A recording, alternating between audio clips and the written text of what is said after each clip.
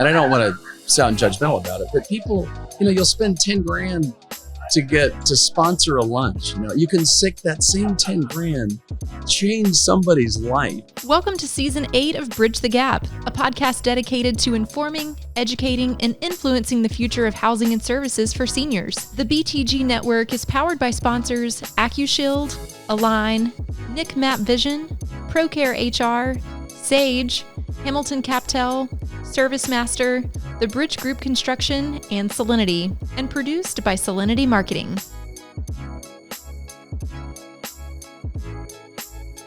All right, here we go. Bridge the Gap in 3, 2.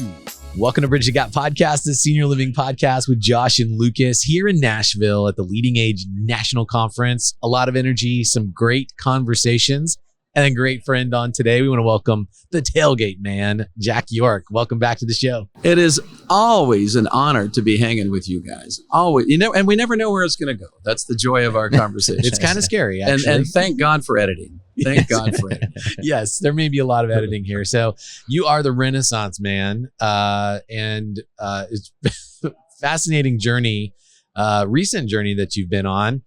I mean, I don't even know where to start with you. Can you just update us? You spend your weekends living in the woods, hitting plastic golf balls, and then you spend your weeks driving older adults around the country, asking them questions. I mean, what is this? Just to kind of frame it a little bit, and you guys have known me for a long time through all of the IN2L, now Life Loop days, is that that whole IN2L journey was such a joy, but it was hard, and you never, you unless you've started something, you don't really know this compartmentalization you have to have of looking good and things are great, we're kicking ass, and then you're going home at night going, what am I doing? And so, but my first 10, 15 years of IN2L, I'd lug in my computer demo and you do a presentation but I had no interaction with the residents, and not that was a good or bad thing. I was legitimately trying to sell a product.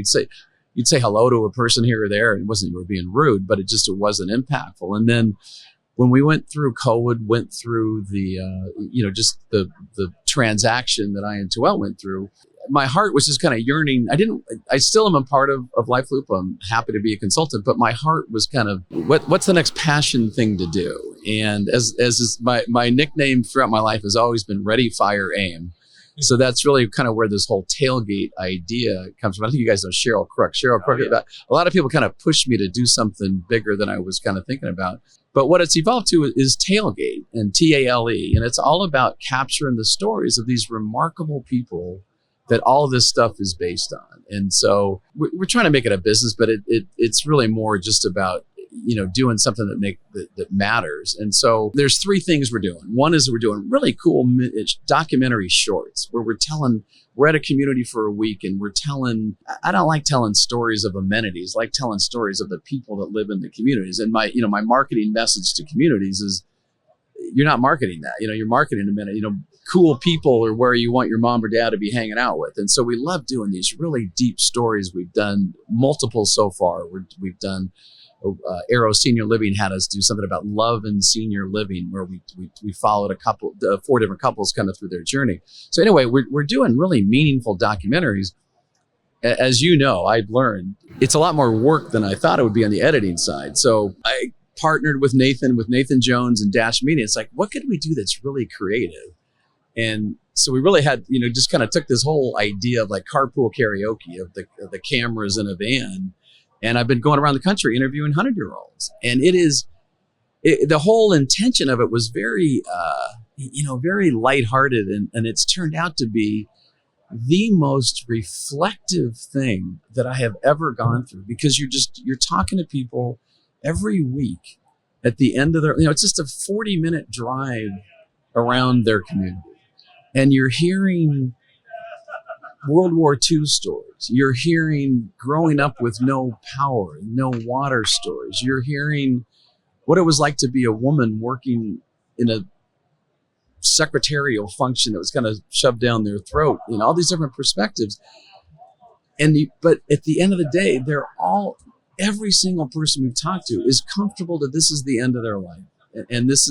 And they're grateful for having lived a good long life. And it just has made everything else that I do, or that all of us do, just feel kind of insignificant, not in a judgmental way, just in a reflective way. I go to bed at night thinking about that person that I talked to that day.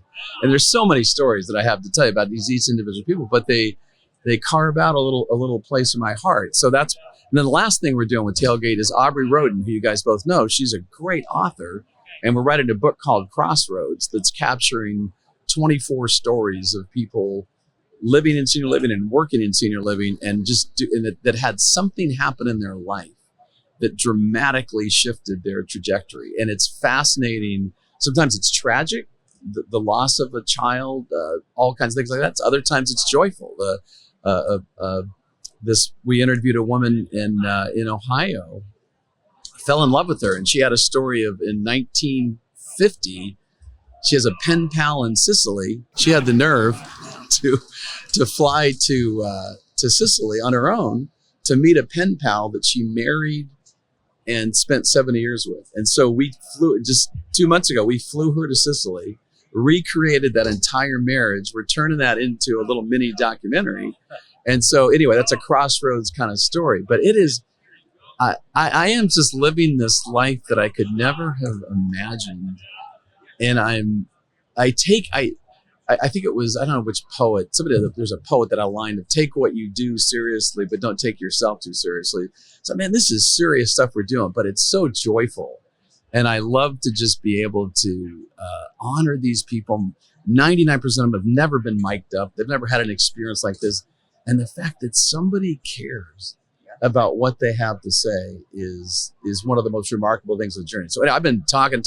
You're known for being able to share some amazing experiences and stories. You've been serving this industry for a long time. We could walk through this giant expo center and probably not find anybody that doesn't know Jack or hasn't heard about Jack. So appreciate all that you've done. I'm just curious. It sounds like that's been like as meaningful or more meaningful to you personally than what you ever thought it would be. What do you hope the takeaway is for others that are seeing the videos? Great question. And there's several answers to that. The first is that 82-year-old, like with the 100-year-olds. And so what that's called, it's a Vintage Voices 100. That's what we call it, our partnership, Talegate and Dash Media. And what I love about that on a visceral level, I love giving the family, here's a person's life is on an SD card, and you turn that into a 20-minute story of our drive, immortalizes the person. I mean, everybody has, I wish I had done this. I wish we're doing that. But from a global standpoint, I love that 84-year-old that is still relatively healthy, but is kind of societally conditioned to think, you know what, it's time to wrap it up. To say that lady's 20 years older than I am, and she's doing, deep dive stretch bends at the end of a run. It's just changing the narrative of the perception people have of aging, and that's every part of Talegate. And I do, to what you just said, Josh, I honestly think that in my own kind of faith journey, I think everything I have done in my life has been to put me right here to be able to elevate these people. And I love social media, the stuff we're doing with Nathan. It's got millions of views. It's got tens of thousands of followers. But to me, it's that you're walking away with the person telling you, this last 30 minutes has been the most meaningful thing in the last year that's happened to me. And it's a very visceral experience that it's hard to, and I love bringing other people. I mean, you got to join a run. Oh, I'd love to. We'll just get our calendars together, because it really, it is to hear, and you've done a lot of that. To your credit, you've embraced that as well. But I'm a huge World War II guy. And in the last month, this is a great example, that in Washington, D.C., a gentleman that was the last surviving member of, I think it's the 740th Tank Battalion in World War II.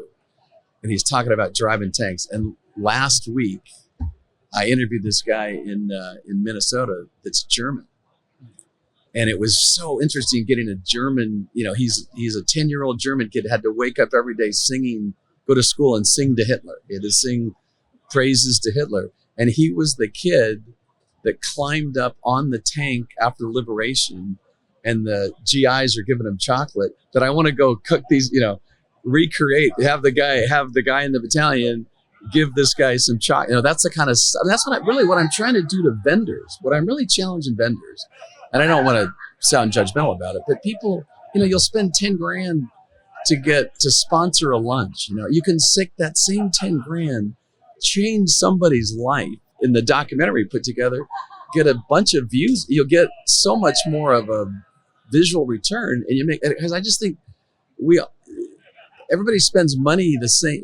It's all just this kind of circle that I think needs to change as to what you market and this and that. So that's kind of the business part of this, is to have vendors kind of fund some of these documentaries to change wishes or whatever. But anyway, as you know, with me tangentially, that was the coolest thing, to talk to this German guy and just juxtapose that with the tank guy, and they're all going to be gone. They're all going to be gone in a few years. I was going to say, there's not many left. This is our last chance. Yeah, it really is. It really is. There's not enough. We can't go back. Just the state. So many of these people are in there. They are just kicking ass. And there's a guy. This is borderline inappropriate, but since when has that ever bothered me? You have this kind of connotation of aging, and I interviewed a guy in New Jersey, a 101-year-old guy in New Jersey a couple of months ago, and it's like his wife had died when he was 72. And so I'm going through the appropriate level of sympathy. It must have been hard.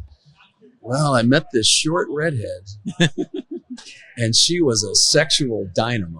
Oh gosh!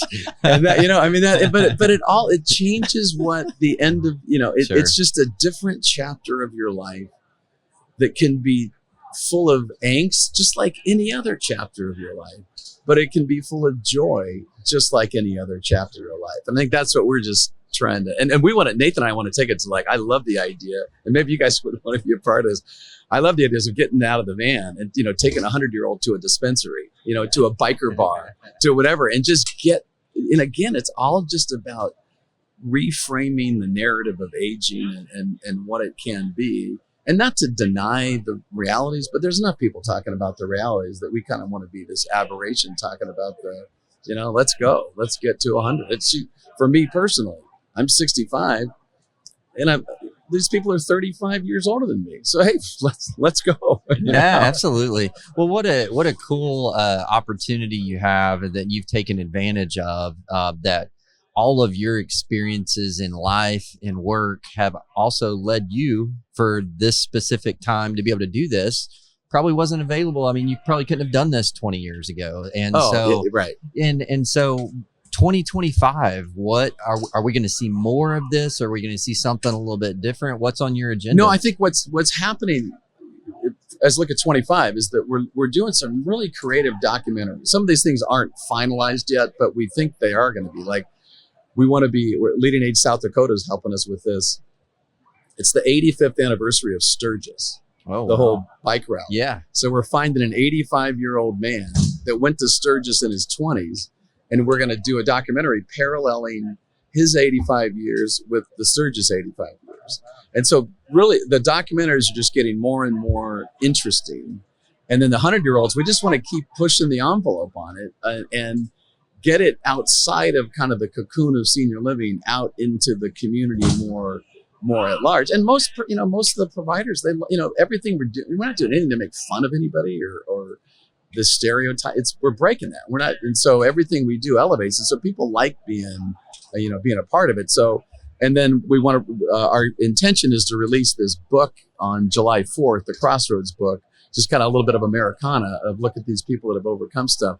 And my guess is that I don't even know what else I'll be thinking about. So I'm like the ready, fire, aim. People come with ideas, and it's like my first reaction is always to say yes. Well, and then figure it out later, which has gotten me. It's not always pretty when you do that. Yeah. It's not always pretty, maybe, but it's been great stories, and it's led you to great success. And congratulations on that.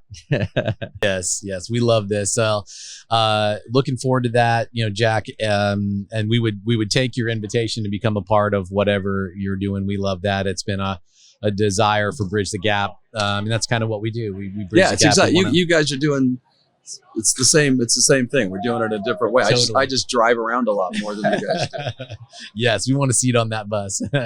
Well, Jack, appreciate you spending time with us today. Busy schedule here at LeadingAge. Are you headed back? Where are you headed from here? Next week we're going from here. I'm taking my buddy from Cameroon that you guys have interviewed before. He won't come out, but Francis Cameron. We're taking him on kind of a 3-week tour. Oh, wow. So over the next 3 weeks, I will be going from Nashville to California to Omaha to Wisconsin to take Francis to a Packers game, to Washington, D.C., to Las Vegas, to Michigan, Oh, my gosh. to Washington, D.C., to Atlanta. Wow, I'm getting Oh, tired. my I'm gosh. just getting tired That's the listening next to 3 that. weeks. And Wow. you're going to fly?